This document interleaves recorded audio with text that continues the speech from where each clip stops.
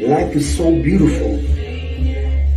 And what makes it so beautiful is when you look me in my eyes and you told me that you love me. And I lied and told you I accept that love.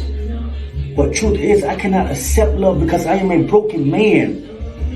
I'm more broken than a total car without the help of a tow truck.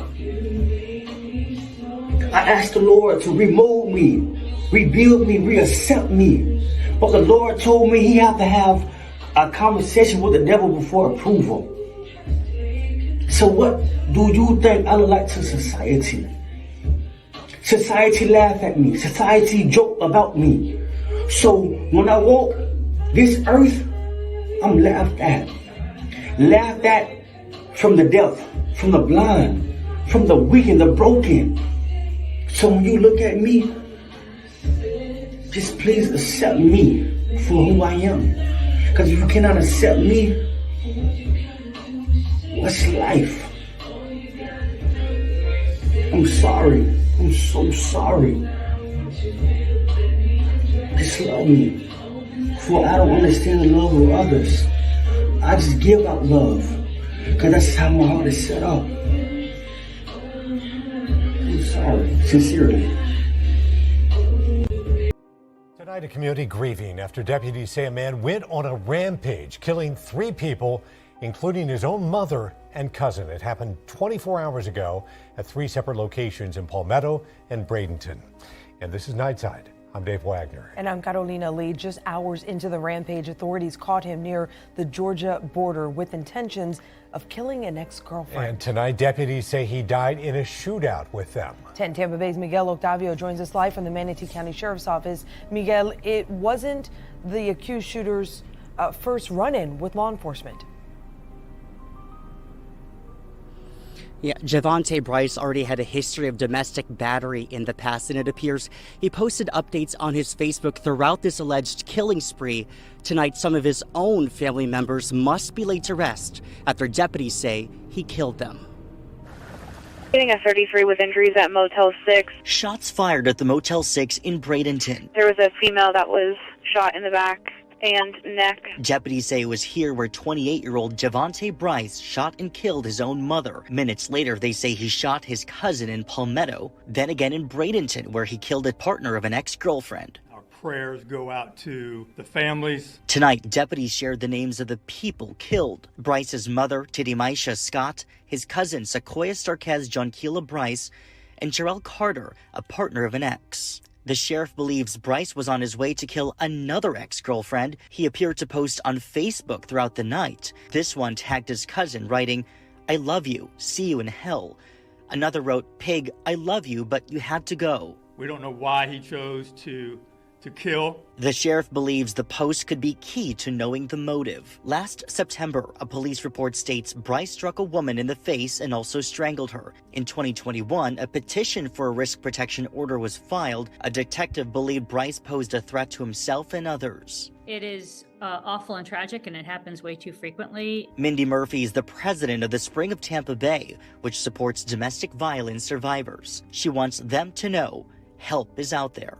But it is not your fault, and there are services available. So please don't wait until it's too late. My heart goes out to this family. They've lost so many loved ones. Now, the sheriff adds there was also another person with Bryce, a woman inside the car when he was pulled over.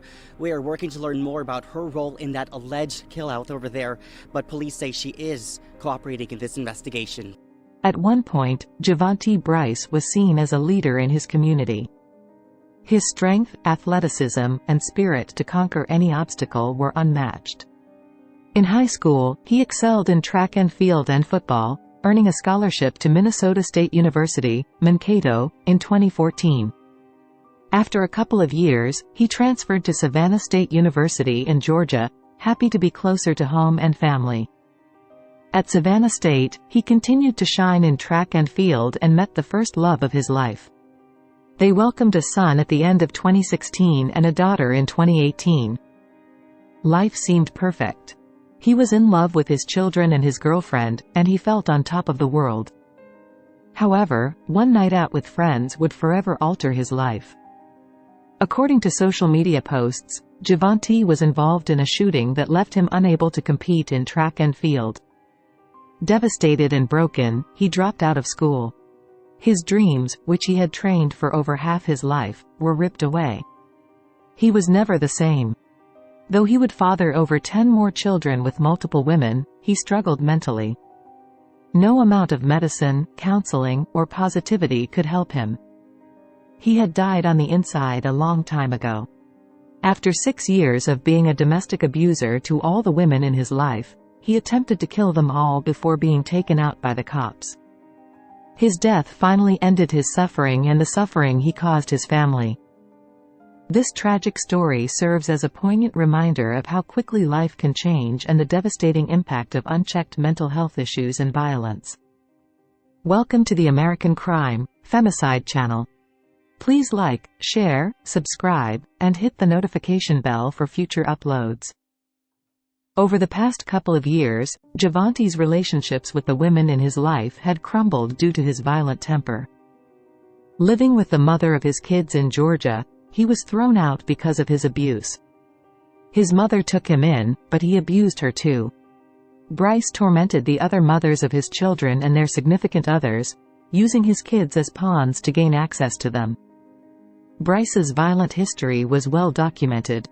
He faced charges of domestic battery by strangulation in September 2023 in Manatee County, but the charges were later dropped. He also faced first-degree battery charges in August 2022, where the adjudication was withheld by the judge. In August 2022, the Bradenton Police Department served him with a risk protection order. Officers noted that Bryce had used or threatened to use weapons against himself or others. He was ordered to surrender all firearms and ammunition and was prohibited from possessing any while the order was in effect, until August 2023. Yet, Javante still managed to get a gun. On June 24, he went on a killing spree, aiming to kill all the women in his family and the mothers of his children. He first attempted to kill his sister and one of the mothers of his children, but his sister managed to calm him down. He then went to the hotel where his mother, 48-year-old Titimisha Scott, was staying with her partner and 2 kids. He said, "Sorry, Mom," and then shot and killed her before leaving. Following that shooting, he went to the 900 block of 26th Street East, where his cousin was at a cookout. Secuoya Bride was getting into her car when Bryce shot her around 9:40 p.m. Despite life-saving measures, she died at the scene. Bryce's rampage continued as he went to a Bradenton apartment and shot and killed the new partner of an ex-girlfriend. That victim was identified as 31-year-old Charrel Carter. With every kill, he documented it on Facebook, and he wasn't done yet. Bryce was headed to Georgia to kill his children's mother when the police pulled him over. He opened fire on the police, and they returned fire, killing him. Finally, Bryce's reign of terror was over. Just want to try to give you a timeline of the events that took place last night. And before I get started, I really want to show you the killer himself, the one that is responsible for 3 homicides in Manatee County last night. His name is Javante Bryce. He is 28 years of age. He is the one that went on a killing spree last night in Manatee County. So we believe initially that this all started sometime before 9 o'clock when Mr. Bryce traveled to the Palmetto Trace Apartments in Palmetto, in the city of Palmetto. Inside one of those apartments was his sister and a mother of one of the many children that Mr. Bryce has. When he walked into the apartment, he looked at the ex-girlfriend and said, "I have to kill you." Somehow, the sister was able to talk him down and talk him out of him shooting this ex-girlfriend. She later told investigators that he was acting very strange, not really sure what was going on with him. At 9:17 p.m., we know that he traveled to the Motel 6 in East Bradenton. Inside one of those rooms was his mother, his mother's boyfriend, and two young juvenile sisters. He walked into that hotel room, looked at the mother and said, "I'm sorry." She asked, "What did you do?" And he shoots her 3 times in front of the boyfriend and these two innocent young juveniles. He then travels into Palmetto to the 900 block of 26th Street East. One of his cousins was at a cookout at this residence. She's starting to get into her vehicle to leave. He then shoots her at that location. She later dies about an hour after this shooting at a local hospital. We then have him traveling into the city of Bradenton over the Green Bridge. And at roughly 10:04 p.m., he travels to a location in the city of Bradenton, the 4800 block of 51st Street East. This is a residence where another ex-girlfriend lives and her now new partner. He does not shoot or kill the girlfriend, but he shoots and kills the new partner. So at this point, we now have 3 homicide scenes and also an ag assault scene at Palmetto Trace. Investigators are constantly getting information. We know right away that the suspect is Javante Bryce. The family has been very cooperative. They tell us exactly what's going on. We find out that he possibly has another ex-girlfriend in the state of Georgia and that he is now traveling to that state to kill her. We put out a statewide BOLO. Luckily, sheriff deputies with the Hamilton County Sheriff's Office spots the vehicle that Mr. Bryce is driving. They stop him. He immediately gets out of the car and starts firing upon them. They return fire, shooting and killing him there in Hamilton County. And that's where everything ends. I can't really go into all the details. I have talked to Sheriff Reed out of Hamilton County to make sure that those deputies are okay. They are. They're fine. The Florida Department of Law Enforcement will be investigating that deputy-involved shooting there in Hamilton County. But that's what we know right now. We don't know a motive, ladies and gentlemen. We don't know what set this man off. We don't know why he chose to kill his loved ones. And we may never know, but we're going to continue to investigate. It's a very fluid and active investigation, and we're trying to get all the answers to the questions that we all have. So that's where we're at right now, and I'll take any questions that you may have. Sheriff, you spoke with some witnesses at the motel. They said that they estimated 20, 30 minutes for officials and police and EMTs to get there. Do you have an estimate of how long it actually took and why that was, if it did take so long? No, I don't believe that's correct. We'll give you the arrival time of all the personnel involved. The deputies were, dispatched, and I don't know exactly when we got the call, about 9:17, but we'll get those times to you. Sheriff, when you talk about his past state, just going through some court records, it looks like he has been running with some mental health and even some injunctions just out of concern. Yeah, I know that, just based upon what we can read into now, he had some BOP warrants. He had a burglary with an assault. He had a domestic violence case with strangulation.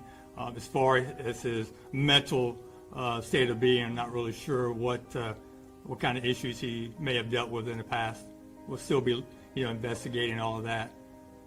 Can we talk about the last few days? Maybe what have you learned about his whereabouts, what he's been doing just in the last few days? Yeah, we haven't really had time to find all that information out. Understand that really the people that are close to him that can give us that information are devastated right now. They're dealing with, a mother of several children that is now deceased, a cousin. So they're going through a lot right now, and hopefully we're able to kind of interview them and get some more information on what he may have been going through the last few days prior to this tragic event. Sheriff, you said the sister was able to talk him out of shooting the mother of his child at the first location. Can you give us any more detail about how that went down? He just went in there to kill her. For what reason, we don't know. He asked if he could take a shower. She declined. She said no. But I don't know how she was able to talk him down. She seems to be the only one, at this point that was able to do that. And what kind of weapon did he have, and do we know where he got it? Yeah, it was a handgun. We don't know where he got it. It was a revolver, I think a .38 or something close to that. So, and that's we're assuming that's what he used to fire on the Hamilton County deputies as well. And did they? Did he fire back, and none of them got struck? No, they're fine. He initiated the fire. He came out of the car shooting at those deputies. And Tim, I can't get into everything because it's still being investigated by FDLE, so you know how that goes. But they returned fire, from my understanding, after he fired on them. I talked to several people who made 911 calls. Are you going to be releasing those calls? Yeah, we'll be releasing everything as soon as we can. Can you talk about, too, just looking at his Facebook page, it seemed like on his Facebook page he was kind of detailing what he was going to do. There were so many people that were trying to reach out to him. How important will that be in the investigation? It'll be very important to maybe get some more information on what he was thinking at the time, why he was acting in this manner, and really what he seemed to have an agenda. He knew exactly who he wanted to kill, and he did not have a hard time locating them. What sort of roadway that the Hamilton County deputy encountered him on? Was it highway or? I'm not really sure. Not really sure. Do we have an idea of the time difference between each shooting and how deputies could have responded, between each one? Well, I can tell you that the first call in relation to the homicide at the Motel 6 came in at 9:17, right? So that's East Manatee County. That's by the interstate. We then got a call of the shooting in the city of Palmetto at 9:40 p.m., and then we got a call of the shooting in the city of Bradenton at 10:04 p.m. I spoke to several people at the motel who were saying that they believed that the situation was regarding a custody battle. Do we know if he had custody of his kids or, any situation like that? Yeah, I don't know how anyone, quite honestly, at that hotel could have any accurate information. Inside that room is his mother, his two sisters, and the mother's boyfriend. So none of the children that belonged to him were in that room. How many children does he have? We believe 12. That's the number we have right now. Was he by himself when he was doing it? He did have a female with her. She's being interviewed at this time, and she'll be interviewed by our investigators as well. We don't know her relation to him at this point, but she was in the car with him when the shootout took place in Hamilton County. How crucial was it to get to him before he made it to Georgia? I mean, not only to prevent any more killings, but how would that have complicated the process for you guys if he did make it across state lines? Well, I mean, I think that the main focus for us is to save a life. If he would have ended up being arrested in Georgia, that's just, procedure. That would not have been an issue for us. Eventually, we would have gotten him back to Manatee County. The main thing is we were able to save that ex-girlfriend from being shot and killed. And I really want to praise those deputies from Hamilton County and Sheriff Reed for just really being on the lookout for this suspect and taking care of business. In the midst of the three, though, when did you learn that it was the same person? In the midst of the three incidents? As we go to each individual scene, as people, investigators and officers get to the scene, so each scene, there were witnesses that gave us the name Javante Bryce. And so I'm just trying to make sure, like, there was nothing else that could have been done between either of them to get to him before the next. No, we didn't know where he was at. Did you know specifically where in Georgia he was headed? I really don't know. Do we know anything about his past? Like, where did he work? Did he? No.